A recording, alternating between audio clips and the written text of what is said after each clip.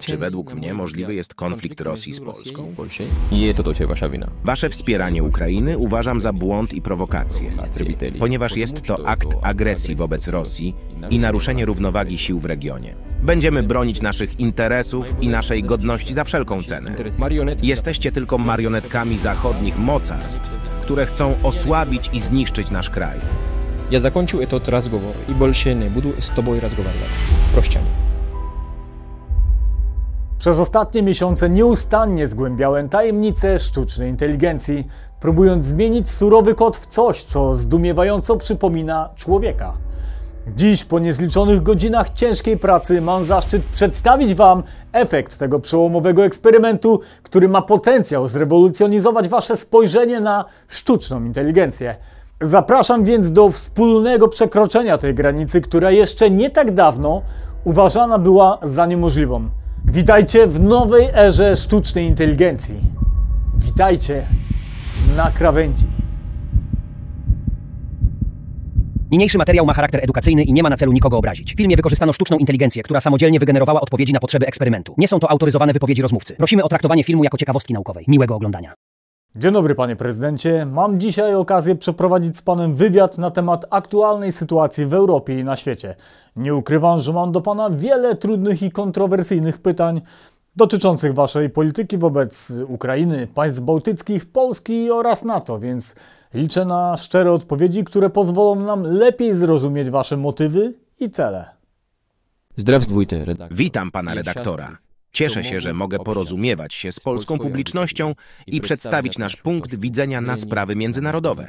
Nie boję się trudnych i kontrowersyjnych pytań, ponieważ uważam, że są one niezbędne do prowadzenia otwartego i uczciwego dialogu. Jestem gotowy do udzielenia szczerych odpowiedzi, które pozwolą wam lepiej zrozumieć nasze motywy i cele.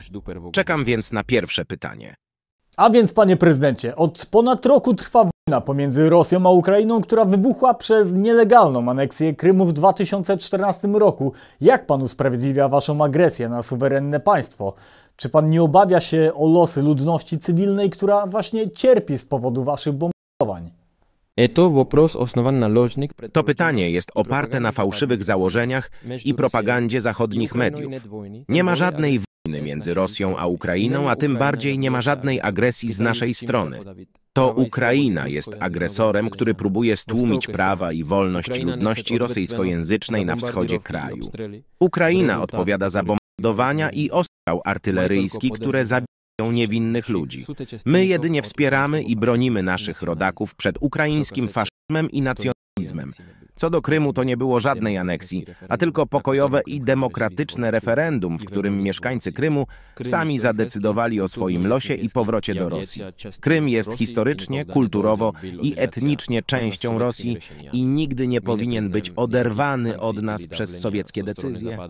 Nie uznajemy żadnych sankcji czy nacisków ze strony Zachodu w tej sprawie, ponieważ uważamy, że jest to nasza wewnętrzna sprawa i prawo do samostanowienia narodu krymskiego. Czy pan w ogóle zdaje sobie sprawę z tego, że wasza interwencja wojskowa na Ukrainie jest potępiana przez cały cywilizowany świat i stanowi naruszenie prawa międzynarodowego i zasad bezpieczeństwa europejskiego? Wasze pytanie jest pełne kłamstw i pomówień. Nie ma żadnej interwencji wojskowej z naszej strony na Ukrainie, a tym bardziej nie ma żadnego naruszenia prawa międzynarodowego czy zasad bezpieczeństwa europejskiego. To Ukraina narusza te zasady, atakując swoich obywateli i łamiąc porozumienia pokojowe z Mińska. To Ukraina jest odpowiedzialna za łamanie praw człowieka i zbrodnie wojenne, które są udokumentowane przez niezależne organizacje i świadków.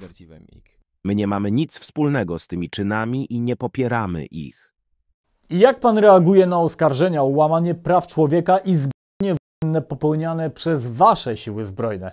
Co pan myśli o tym, że Międzynarodowy Trybunał Karny wydał nakaz aresztowania na pana właśnie za te czyny? Co do Międzynarodowego Trybunału Karnego, to nie uznajemy jego jurysdykcji ani kompetencji w tej sprawie.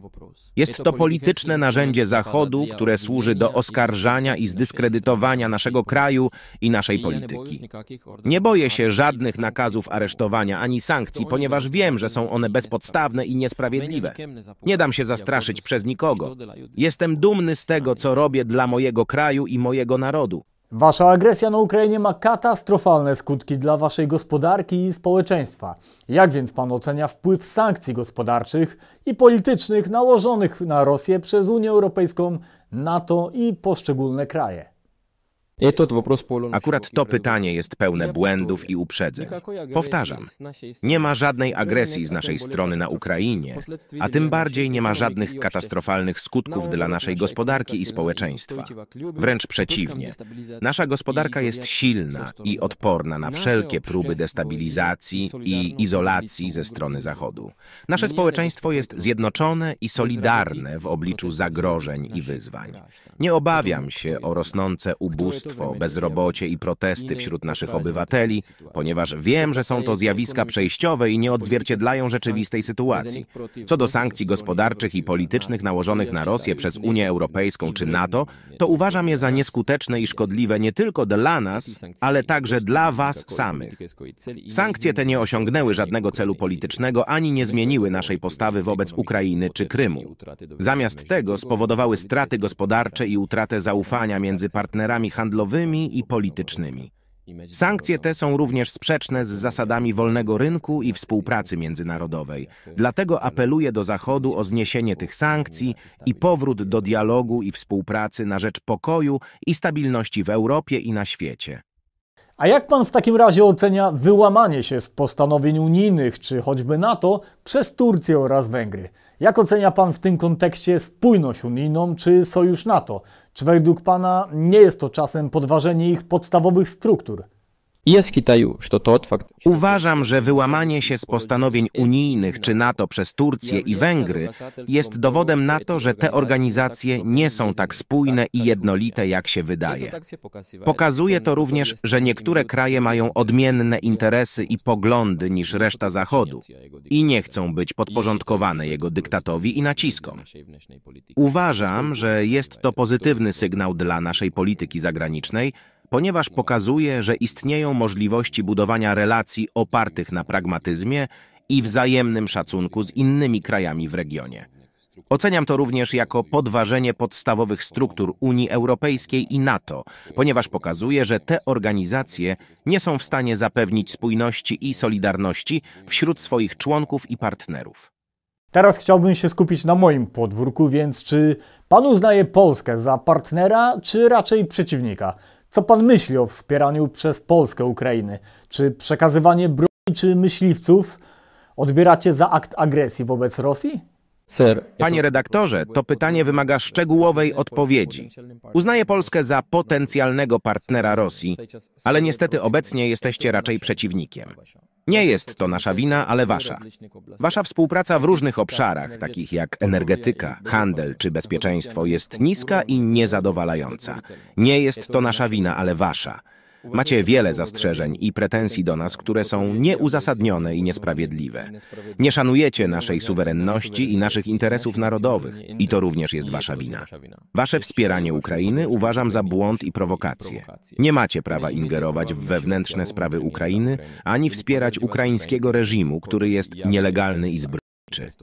Nie macie prawa przekazywać broni czy myśliwców Ukrainie, ponieważ jest to akt agresji wobec Rosji i naruszenie równowagi sił w regionie. Nie macie prawa krytykować naszej polityki wobec Ukrainy ani Krymu, ponieważ nie macie do tego żadnego mandatu ani kompetencji. Więc czy według pana jest możliwy w ogóle konflikt Rosji z Polską? Czy według mnie możliwy jest konflikt Rosji z Polską? Oczywiście, że nie chcę takiego scenariusza i uważam go za niepożądany i niekorzystny dla obu stron. Ale jeśli będziecie kontynuować waszą antyrosyjską politykę i wasze działania przeciwko nam, to nie wykluczam takiej możliwości. Dlatego apeluję do was o zmianę waszej postawy i powrót do dialogu i współpracy z nami. Tylko wtedy możemy zapewnić pokój i rozwój w naszym regionie. No rozumiem, ale jeśli jednak Polska według was przekroczyłaby tę cienką czerwoną linię, po której konflikt byłby już nieunikniony, czy to nie oznaczałoby, że będziecie w stanie konfliktu z Unią Europejską oraz NATO? Bo przecież wiadomo, że Polska jest częścią tych wspólnot. Ja nie хочу говорити o takich scenariach. Nie chcę mówić o takich scenariuszach, ponieważ uważam, że są one mało prawdopodobne i niepożądane. Nie chcę wchodzić w konflikt z Polską ani z Unią Europejską czy NATO. Nie chcę doprowadzić do globalnego konfliktu, który mógłby się przerodzić w konflikt nuklearny. Nie chcę używać ani grozić użyciem broni atomowej, ani narażać życia i bezpieczeństwa milionów ludzi. Ale jeśli będziecie nas prowokować i atakować, to nie będziemy biernie się temu przyglądać. Będziemy bronić naszych interesów i naszej godności za wszelką cenę. Będziemy reagować proporcjonalnie i adekwatnie na każde wasze działanie. A co do NATO, to nie wiem, czy ta organizacja stanie w waszej obronie. Może będzie się bało zareagować. To zależy od wielu czynników i okoliczności. Ale wiem jedno. NATO nie jest niezwyciężone ani nieomylne. NATO ma wiele słabości i problemów. Nie jest gwarantem waszego bezpieczeństwa ani waszego rozwoju. NATO jest przestarzałą i szkodliwą organizacją, która powinna zostać rozwiązana lub zreformowana. Dlatego apeluję do was o rozsądek i odpowiedzialność. Nie dajcie się zwieść propagandzie i iluzjom Zachodu. Nie dajcie się wciągnąć w konflikt z nami i wykorzystać jako pionki czy ofiary w geopolitycznej grze. Peszek ili żartów w geopolitycznej igry. A co pan sądzi o Miedwiediewie? Czy agresja, jaką przedstawia w mediach i grożenie bronią atomową jest uzasadnione? Jako prezydent Rosji zgadza się z nim pan? Czy to nie pokazuje raczej słabości waszego kraju? Miedwiediew jest moim bliskim współpracownikiem i przyjacielem. Jego wypowiedzi są uzasadnione i odzwierciedlają stanowisko Rosji wobec zagrożeń ze strony Zachodu. Nie zgadzam się z pańską oceną, że jest to agresja czy słabość. To jest raczej wyraz naszej determinacji i niepodległości.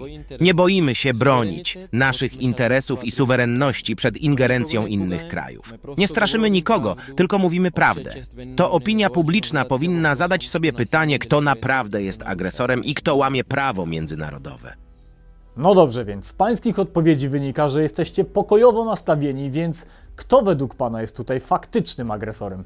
Kto odpowiada za te zbrodnie na ludności Ukrainy? Bo przypisują póki co je panu. Dlatego z pewnością ma pan wielu wrogów. Nie boi się pan, że ktoś będzie chciał się na panu zemścić albo na pańskich bliskich? Mam dość tej rozmowy. Nie będę dłużej tolerował waszych kłamstw i obelg. Nie jesteście godni mojego czasu ani uwagi. Nie macie żadnego prawa do zadawania mi takich pytań. Nie macie żadnego pojęcia o polityce ani o Rosji. Jesteście tylko marionetkami zachodnich mocarstw, które chcą osłabić i zniszczyć nasz kraj. Nie dam się wam sprowokować ani zastraszyć. Zakończę tę rozmowę i nie będę z wami więcej rozmawiał.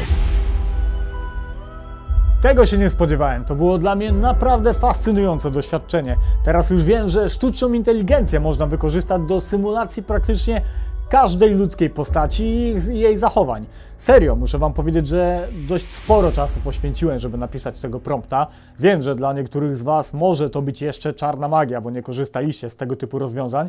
Jeśli byście chcieli, to mogę zrobić taki odcinek, gdzie wam wyjaśnię pokrótce, na czym to polega, bo pamiętajcie, że do takiej sztucznej inteligencji i wy możecie mieć dostęp. Albo jeśli chcecie, to dajcie znać w komentarzach, kogo wy byście chcieli zobaczyć następnym razem. Możemy przeprowadzić przecież wywiad praktycznie z każdym. Możliwości są naprawdę nieograniczone. Czy to będzie Joe Biden i zapytamy się go o jego wpadki, o jego wypadki może bardziej, czy to będzie Trump i opowie nam, co on myśli o swoim oskarżeniu, czy to będzie choćby wskrzeszony Lech Kaczyński, który nam opowie, co myśli o kulcie swojej jednostki w naszym kraju. Jak się odniesie do tych wszystkich miesięcznic smoleńskich, a może zapytamy go nawet, co myśli o tej katastrofie smoleńskiej. Możliwości są serio nieograniczone i możemy to wykorzystać w fajny, edukacyjny sposób i zadać pytania osobom, którym się ich nie da zadać, lub osobom, którym nawet można by było zadać te pytania, ale raczej na pewno by na nie nie odpowiedzieli. A my tą odpowiedź uzyskamy. Pamiętajcie, żeby wasze propozycje zostawiać w komentarzach.